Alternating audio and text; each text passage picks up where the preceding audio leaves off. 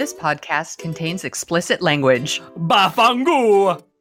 This episode of the Dorking Out Show podcast is brought to you by The Carillion Engineering Corporation and its new YT-1300 freighter. She may not look like much, but she's got it where it counts. Houston, flight is go. Mila, let's go. SPM, safety contact. From Assignment X, thesoniashow.com, and Amalgamated Storytelling, this is The Dorking Out Show, the podcast for people who love stories from movies, TV, books, podcasts, and everywhere else. Welcome to episode 99 of Dorking Out. This is the final status check for Star Trek Discovery Season 1 and Episode 15. With me today is my favorite living critic, Jeff Bond, the author of many books, including The Music of Star Trek, The Art of the Kelvin Timeline, and he is also the host of a brand spanking new podcast that is previewing on SoundCloud. I'll have a link in the show notes. Bond of Geekdom. Also joining us is Alexandra August. You know her from her hosting of my favorite Game of Thrones podcast, Got Thrones, as well as the fantastic new and very predictive DiscoTrek, which is another podcast that talks about, guess what? Star Trek Discovery. Sonia Mansfield is a bit behind on her Star Trekking, but I'm sure she will be discussing Discovery on a future episode. Well, it's over. Episode 15 of Star Trek Discovery, Will You Take My Hand, came and went. Feelings were felt, twists were tangled, surprises were sprung, fans were serviced. But what does it all mean? What was it all for? We're talking about episode 15 of Star Trek Discovery and Star Trek Discovery in general. I would like to start the discussion by saying, guys, Alex, what are your thoughts on episode 15 of Star Trek Discovery and season 1 in general? Was very, very here for the outfits.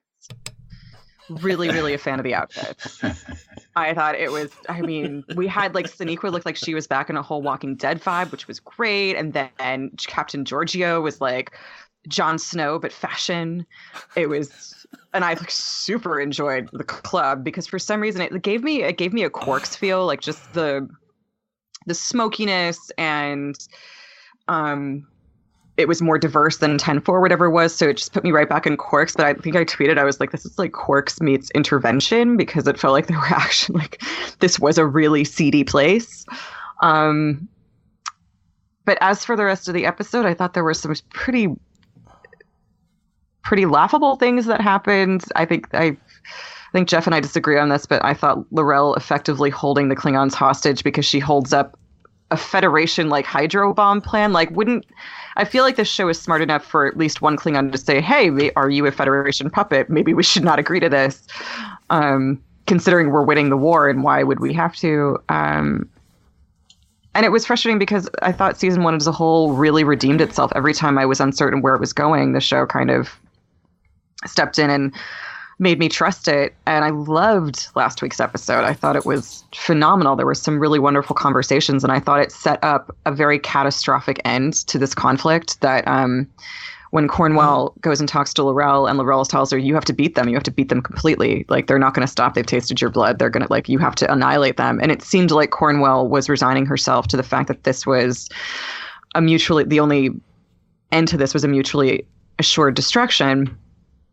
And she does go for that, but then they kind of do an end run around it and manage to make everyone happy. And it just felt really, as much as I like seeing Starfleet do the right thing, it just felt very quick and anticlimactic and unearned. And I didn't care at all about the Enterprise showing up. And I was sort of sad that didn't move me the way it should.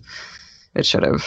I hear you. Now, before Jeff has his chance to respond, Alex, I appreciate you being on the show. Thank you so much. I know you got something to do, so we will leave myself and Jeff in a swelter of frustration as we cannot respond in any way to your fantastic points. Thank you for being on the show. We will Star Trek talk soliloquy. To you soon. That's right. Thank you guys for having me. Bye. See ya. Bye. All right, Jeff.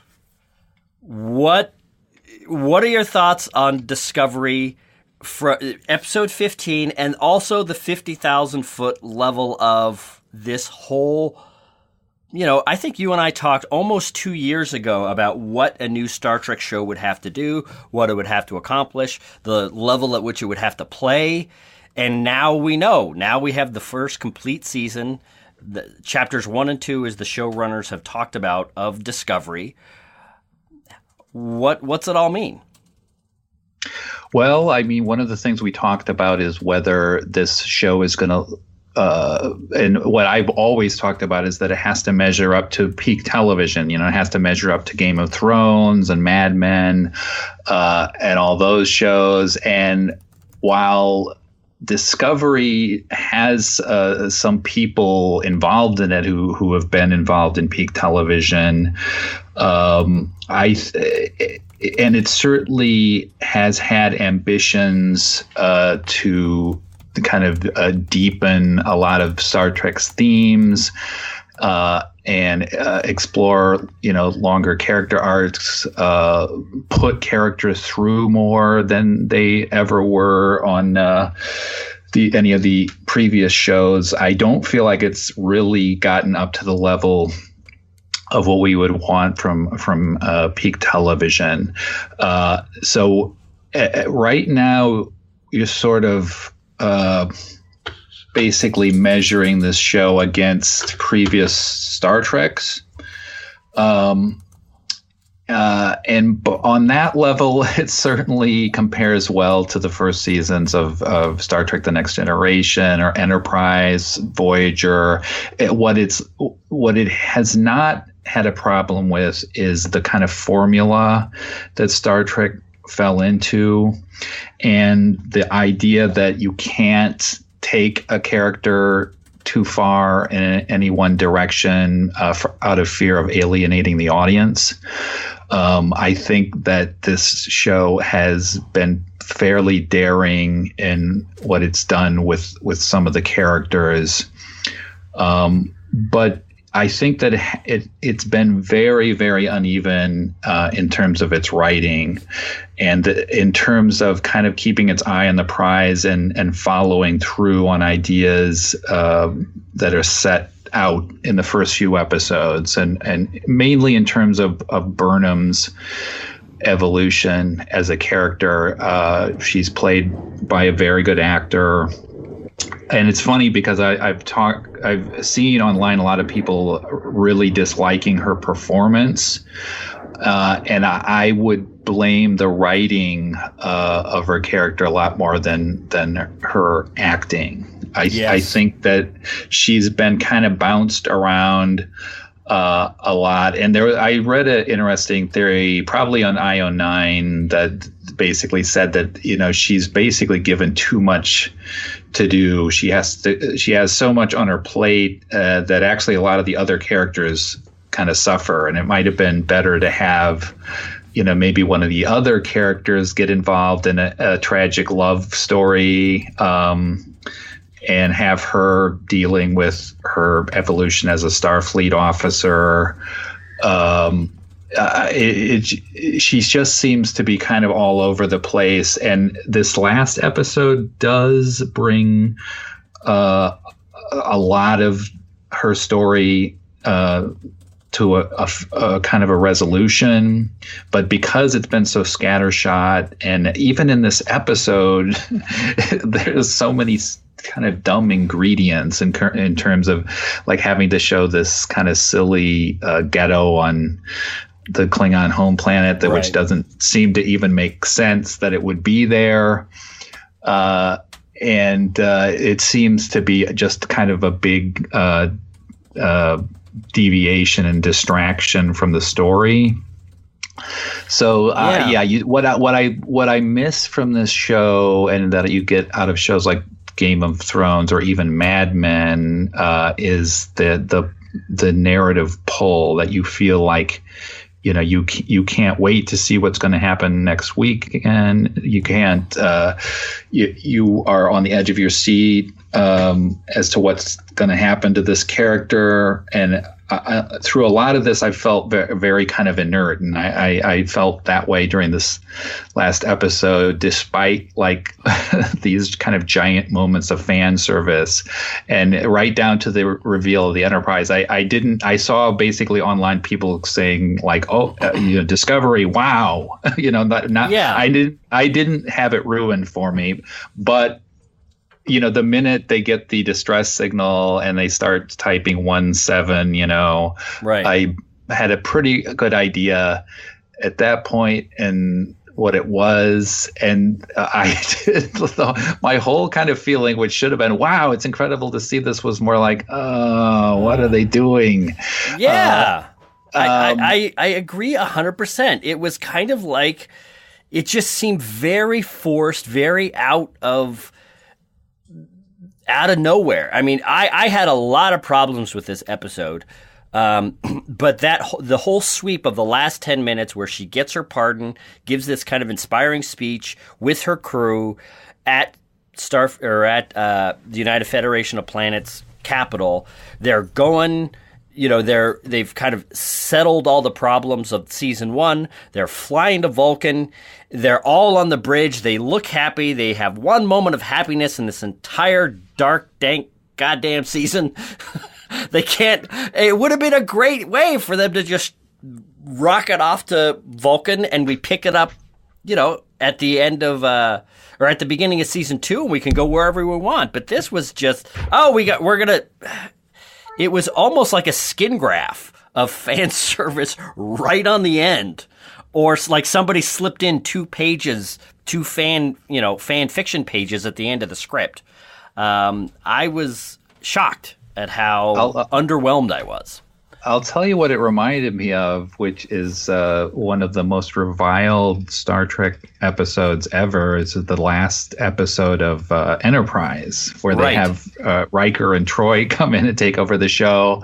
It just seemed like, it's such a hijack. And we don't know what's going to happen, but the problem is that they can't just say, "Oh, well, they ran into the Enterprise." Now back to the next story.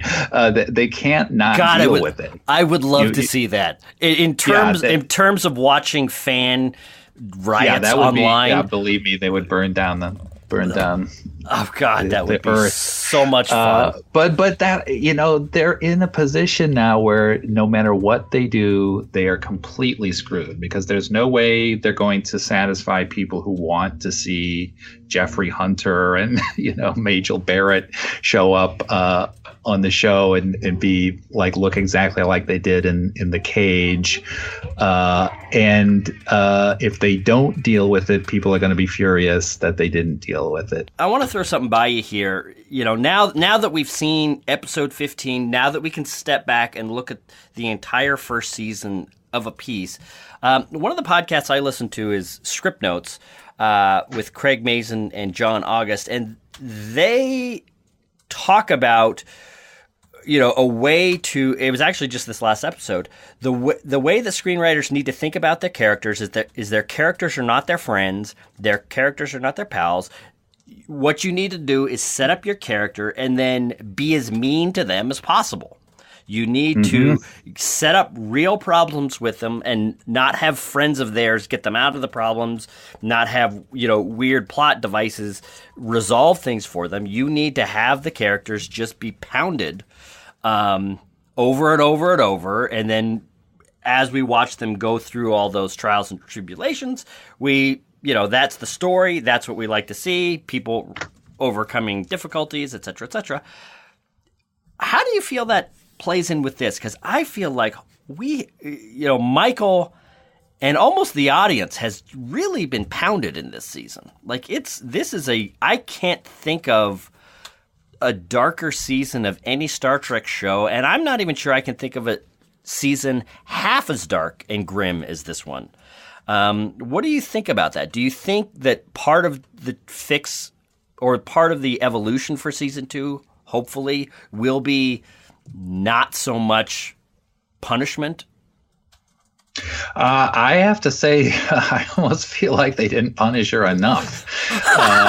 Because in the abstract, yes, she went through all this horrific stuff, but what she didn't go through was a lot of situations where my heart was in my throat, wondering how she was going to get out of it. I felt like, and I'll go back to when I think about this whole season now, I think the one episode that I probably enjoyed the most was the Harry Mudd time loop episode. Yes, which seemed kind of derivative, but probably it stood completely on its own. It had a satisfying finish, a satisfying way of solving the problem, and it did put Burnham in some horrific situations, kind of within this little shorter story. But you have her kind of tragic story spread out over a whole season, and things like her relationship with Tyler sort of just started to wear on you, because there seemed to be so many situations right up to the end where the viewer seems smarter than Burnham, or seems to know more than Burnham, and we don't see Burnham figuring things out or kind of acting the way we would expect her to act if she was really on top of the situation. The whole thing with a relationship with Amir Giorgio is just, and she addresses it at some points and talks about how she's made some dumb decisions, and but I don't know if she really acknowledges it enough. The fact that we're clearly aware that Giorgio is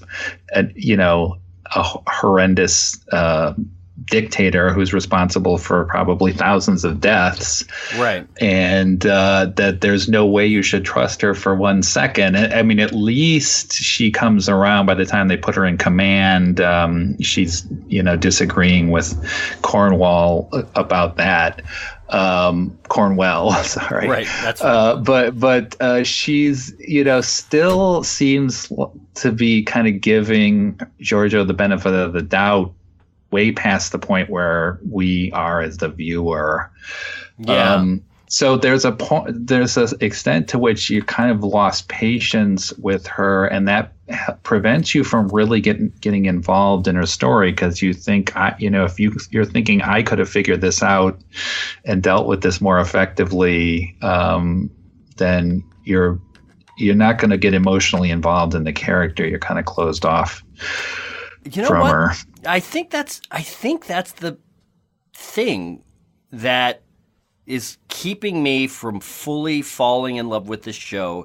And the most frustrating thing about episode 15 is you can see the writers having to make certain choices that, if you looked at things from the character's point of view, there's no way they would do that. For example, I can't imagine a character with the ideals of Burnham, with what she's been through and the lessons she's had to learn from a very hard perspective in season 1, come to that moment on Kronos where she just lets this mass murdering tyrant walk off into the crowd. From the Federation's point of view, because we know that the president of the Federation pardons Burnham for what she did at the Battle of the Binary Stars and kind of wipes her slate clean. If I were, any of the president's counselors or anybody in Starfleet, as he's about to stamp that pardon on there, I'd think, wait a minute, what? What did she do in the last 2 days? She just let this murderous tyrant just sidle off into, it was very, and I think that's what you're saying, is that there's some very strange, unnatural, unmotivated character moments, because for some reason the producers felt they had to, they don't have time to kill Giorgio off or resolve her in a satisfying way, so she just walks off. Same with Vogue, same with Laurel. And I think, you know what? I think what you're saying is just kind of crystallizing all these things for me, that the writing in this episode just drives me up the wall. I'm really bummed. Yeah, it's like I said, is the two showrunners, they wrote, I think it might have been the third or fourth episode where they're, the first one's actually on the Discovery, which I thought was very well written. And so then I noticed that they weren't the writers behind most of the following scripts. So I was always kind of waiting to see another script by them because they seem like the strongest writers. On the other hand, some of this is written by Akiva Goldsman, and we don't know whether he did the final polish on it or what. So it's still kind of hard to assign blame here. But there's just a weird sense to which, like, you feel like they didn't know exactly where they were going. And so you get to this last episode where you'd think they would barely have time to just tell the story of how they, kind of solve the Klingon War and redeem Burnham. And instead they're going off and, let's tell the story of how we've got this ghetto on the Klingon home planet and all this other nonsense that really is unnecessary and seemed like just an excuse to get some green painted women and thongs on the show. So, like I said, I give them credit for not being predictable, but sometimes, you want a little bit of predictability because you want to feel like you're arriving at the climax of a story. You want to feel like your heart is pounding because you realize you're getting close to the finish line. And watching this episode, I don't think you ever kind of got that feeling that you were, up against the last exciting moments of a story. It was more like, we got an hour to fill. So let's build another. Click off a few boxes, but let's waste some time in other areas. Let's build another hovel set where people are cooking strange things and there's lights and everybody's it's all dark and moody and rainy maybe a little bit, and yes. So all right, nothing wrong with that maybe in another episode, but this didn't seem like where you wanted to be for your epic finale, I don't think. Exactly. So let me ask you this then, as we wrap up. Season 2, there's been some discussion from the showrunners about the Enterprise will be involved in the first couple episodes of Season 2. There will be an explanation of why Spock never mentions Burnham. There's been a lot of fan foo-for-all. Well, I don't even know if I want to call them fans. There's been a lot of people who are interested in Star Trek and present themselves as Star Trek fans that are irritated with how this supposedly messes up canon, and we never knew that Sarek did this, and Spock never mentioned it, so therefore it never happened. Which no, there's a lot that I don't tell my coworkers about my life. And so I'm curious to think where do you think Season 2 is going? Or where do you want to see it go also? Well, I've read little quotes here and there about it, it's going to be more Star Trek like. Maybe we'll have more, allegorical stories, basically things like, the Orville is doing every week now, which I don't think is what you necessarily need from this show. I feel like the solving the canon problems is such a red herring and a kind of a waste for this show to worry about. I mean, somebody was talking about how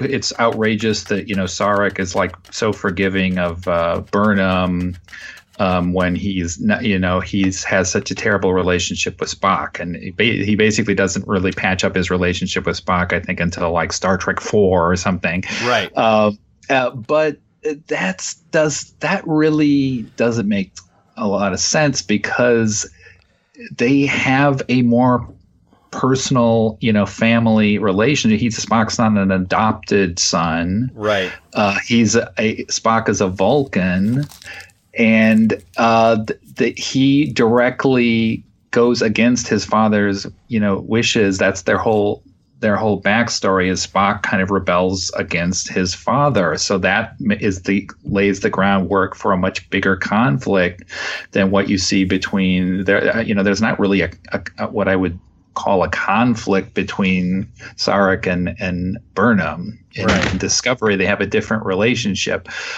So I think that a lot of the canon issues are getting more attention than they need to be. There's a million of them that you could get into, and that fans literally do sit around arguing about. But I don't think that that's what's important for the show, and I think it's completely unnecessary to have a bunch of episodes of Burnham relating to Spock. However they're going to do that, I don't see them hiring Zachary Quinto to play Spock, and I don't see them successfully dealing with Spock as a character. That even I think Kurtzman said you won't necessarily see Spock. So I don't think that they're going to necessarily deal with this directly. I just don't understand how you get on the bridge of the Enterprise without showing that it's going to be and Jeffrey Hunter,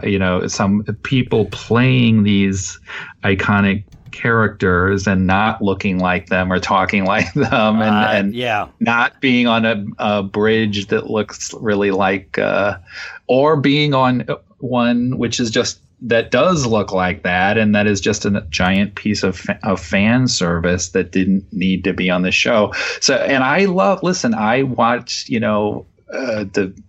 Through a Mirror Darkly on Enterprise. I was actually on that set, and I love seeing people try to do stuff like this.